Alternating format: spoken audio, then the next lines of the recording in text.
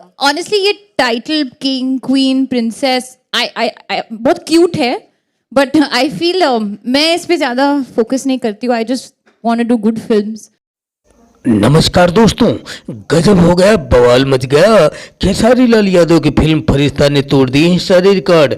जानेंगे पूरी जानकारी. इससे पहले यदि आप खेसारी लाल यादव के सच्चे फैन हैं तो इस चैनल को जरूर सब्सक्राइब कीजिएगा. आप सबको बताते चले कि खेसारी लाल की अपनी नई फिल्म को लेकर काफ़ी सुर्खियों में है. जब से खेसारी लाल यादव की फिल्म फरिश्ता रिलीज हुआ है तब से ट्रेंडिंग स्टार खेसारी लाल यादव की क्रेज बॉलीवुड में काफ़ी बढ़ गई है. दोस्तों, बहुत जल्द खेसारी लाल यादव की एंट्री बॉलीवुड में होने वाली है, क्योंकि फरिश्ता मूवी में खेसारी लाल यादव की एक्टिंग को देखकर बॉलीवुड के महानायक संजय दत्त यह फिल्म देखकर फूट फूट कर रोने लगे. दोस्तों, वीडियो कैसी लगी कमेंट में जरूर बताइएगा.